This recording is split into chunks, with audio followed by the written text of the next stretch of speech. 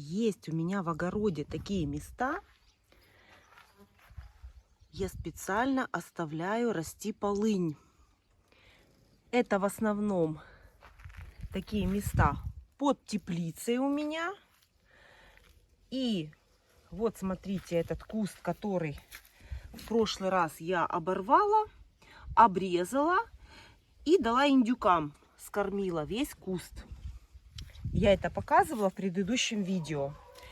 И вот я когда пропалываю, я такие кусты оставляю и потом скармливаю индюкам. Это в основном, конечно, не на огороде, а где-то под забором. Вот так вот под теплицей, вот такие кустики, где у меня есть, я их знаю, и я их не вырываю, а просто обрезаю. И этот кустик потом отрастает молоденькими листиками. Вот, видите, в прошлый раз я срезала, уже растут молоденькие листики. Полынь – это очень горькое растение. Это растение нам помогает бороться с паразитами у птицы без применения химических препаратов. Но это возможно только, конечно же, летом. Зимой, весной, конечно же, полыни нет. А сейчас я буду обрезать и вам покажу, как происходит процесс кормления.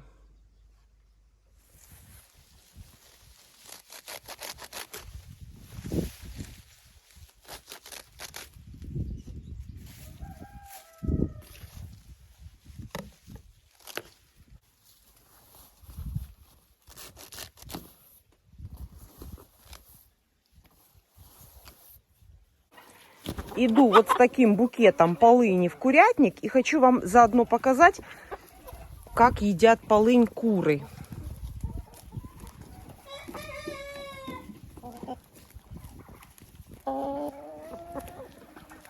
Но это у меня куры несушки, поэтому злоупотреблять этим не стоит, потому что яйца могут быть горькие.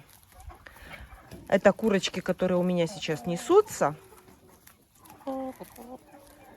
И мы можем получить горькие яйца. Поэтому немножечко вот так вот покушают. И особо они с охотой не едят.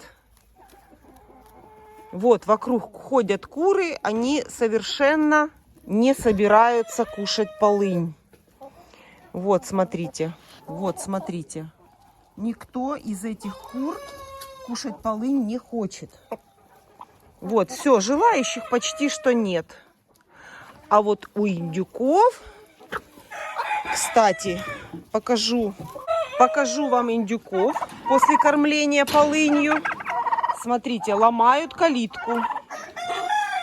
Надо прятать. Прячу за спину полынь, чтобы они не видели, для того, чтобы мне можно было спокойно зайти в курятник. Как видите, все индюки в целости и сохранности. Ну, а теперь порция полыни.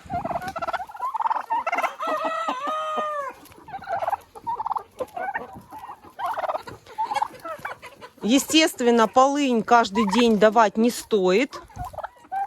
Полынь я давала 3 дня назад своим индюкам. И все очень сильно переживали, чтобы ничего не случилось после этого с индюками. Но я считаю так, что птица будет кушать только то, что ей нужно. То, что не нужно, птица кушать не будет. Так что, видите, на моих индюках с птицей ничего не случилось. Все отлично. И сейчас они с удовольствием скушают этот веник.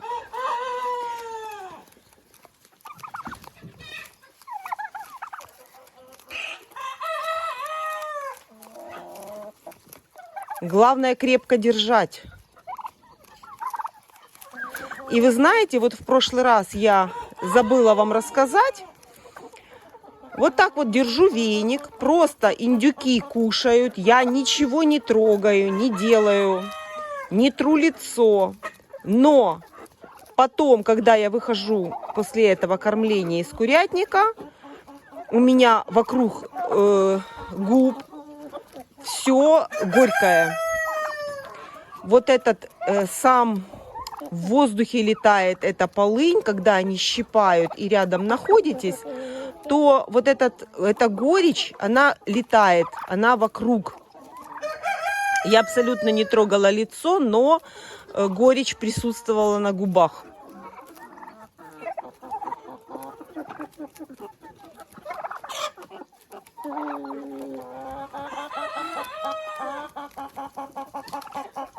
Так что все нормально. Индюки в целости и сохранности, живые, здоровые, после поедания полыни.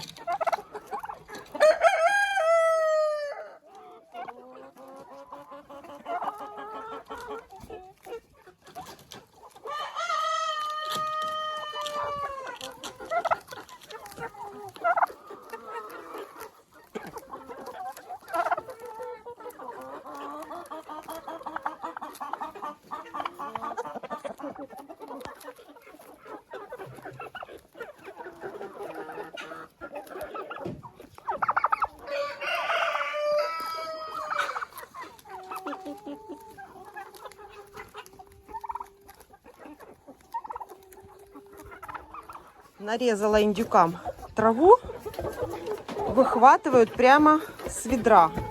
Самый грамотный.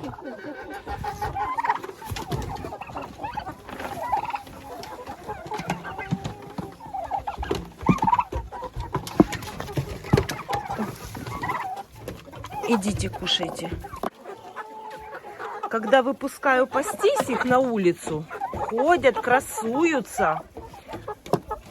Нет, чтоб кушать траву.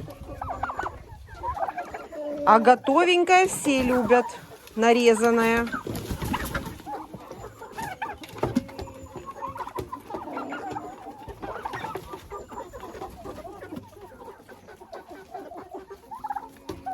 Вот это наш индюшонок, который крутил головой. Смотрите, какой он. Немножко у него бывают такие. Вот, видите, немножечко. Но все остальное у него хорошо. На, покушай, на, кушай.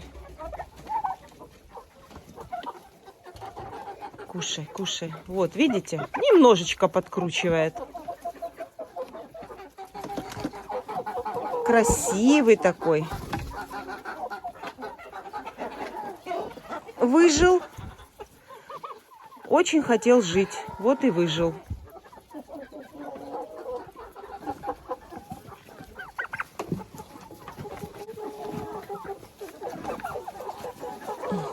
Кушай, кушай.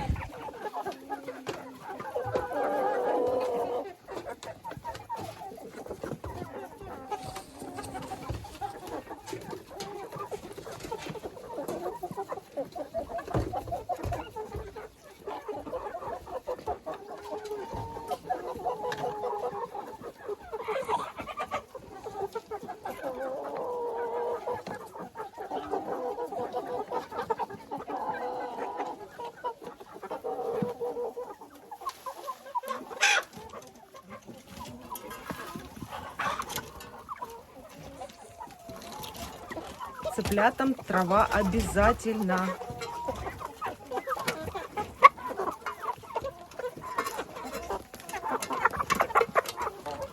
Если хотите яйца, давайте цыплятам траву. Особенно тем, которые только начали нестись. Или таким, которые только должны нестись. В 4 месяца каждый день у ваших молодых курочек должна быть трава.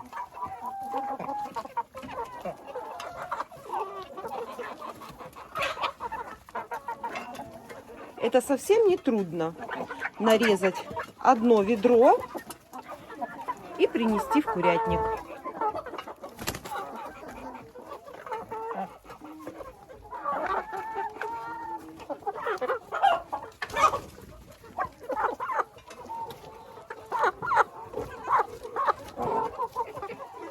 А для таких стеснительных я тоже кладу траву. Вот так делаю, смотрите. Это для стеснительных.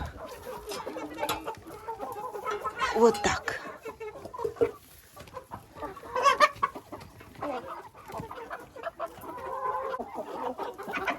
Вот так вот скушают, смотрите. Видите? Есть же такие с характером стеснительным. Вот. И для них тоже трава есть.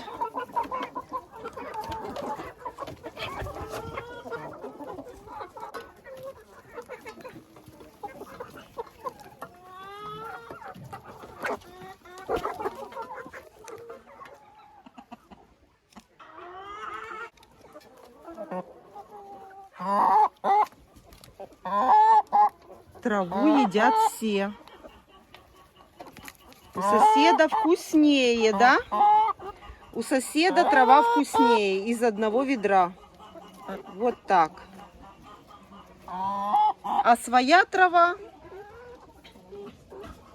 не нужна.